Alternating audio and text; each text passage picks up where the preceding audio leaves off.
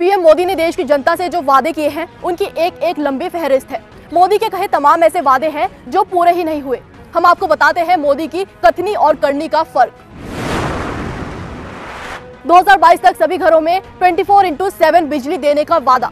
साल 2015 में शिक्षक दिवस के मौके पर स्कूली बच्चों से बातचीत के दौरान पीएम मोदी ने एक बेहद ही बड़ा वादा किया था। कहा था कि 2022 में जब भारत आजादी के 75 साल मनाएगा तो सरकार हर घर में सप्ताह के 7 दिन 24 घंटे बिजली देगी। लेकिन आंकड़े तो कुछ और ही कहते हैं। अगस्त 2021 में लोकसभा में पेश आंकड़ों के मुताबिक हिमाचल के ग्रामीण क्षेत्रों में मात्र 15 घंटे ही बिजली की सप्लाई थी। इसी तरह उत्तर प्रदेश के ग्रामीण क्षेत्रों में 16 घंटे बिजली दी गई। कर्नाटक के ग्रामीण क्षेत्रों में 19 घंटे, त्रिपुरा और हरियाणा के ग्रामीण क्षेत्रों में 19 घंटे। इतना ही नहीं, 2023 में हाल ही में मध्य प्रदेश के 10 गाँव में एक सप्ताह से किसानों को बिजली ही नहीं मिली, जिसका असर ये हुआ कि खेतों में सिंचाई रुक गई। परेशान किसानों को अपनी आवाज सरकार तक पहुंचाने के लिए सड़क पर प्रदर्शन करना पड़ा। देश में लगातार चल रही बिजली कटौती से किसान खेती नहीं कर पा रहे हैं, युवा पढ़ाई नहीं कर पा रहे हैं, लोगों के कारोबार पर संकट के बादल हैं। लेकिन मोदी सरकार को जनता की समस्याओं से क्या ही फर्क पड़ता है।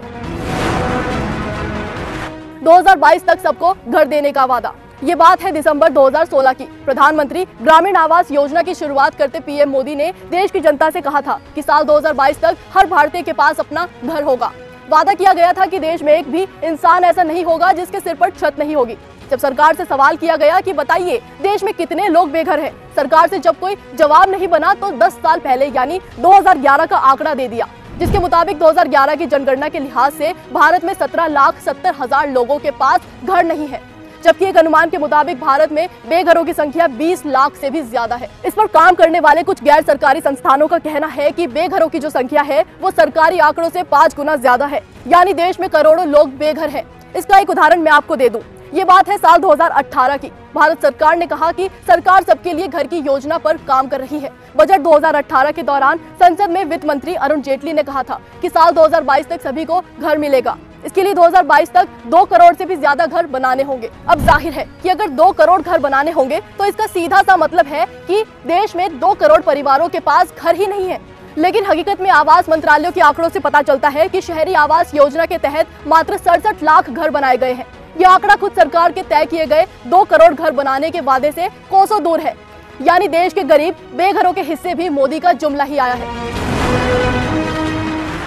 2022 तक देश में बुलेट ट्रेन चलाने का वादा। साल 2018 11 फरवरी को पीएम मोदी ने ओमान में प्रवासी भारतीयों को संबोधित करते हुए भारत की तरक्की के लिए लंबी चौड़ी फहरिस्त जारी की थी।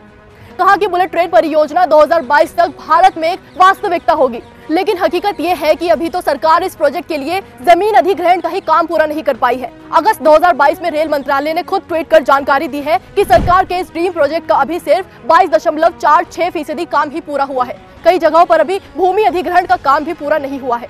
सितंबर 2017 में प्रोजेक्ट का शिलान्यास करते हुए कहा गया था कि 15 अगस्त 2022 तक मुंबई से अहमदाबाद के बीच बुलेट ट्रेन शुरू हो जाएगी। बाद में डेडलाइन बढ़ाकर 2023 कर दी गई थी। इसके बाद रेल मंत्री अश्विनी वैष्णव का बयान आया और कहा कि बुलेट ट्रेन के चलने में भी 2026 तक का समय लग सकता है। यह है मोदी सरकार की करनी और कथनी में अंतर। 2022 तक किसानों की आय दोगुनी करने का वादा। मोदी सरकार ने किसानों की आमदनी दोगुनी करने का वादा किया था। आमदनी तो दोगुनी नहीं हुई, लेकिन किसान आंदोलन के दौरान जान गंवाने वाले करीब 750 किसानों की मौत की जिम्मेदार यह मोदी सरकार है। इस सरकार ने कड़ाके की ठंड, बारिश, शिद्दत की गर्मी, यहाँ तक कि हर मौसम में अन्नदाताओं को खुले आसमान के नीचे रात काटने को मजबूर किया है। किसानों की कमाई बढ़ाने का दावा करने वाली सरकार ये आंकड़े ही नहीं दे पाई कि किसान 2016 के मुकाबले अब कितना कमाते हैं। लेकिन सरकार ने किसानों की कमर तोड़ने का काम बखूबी किया है।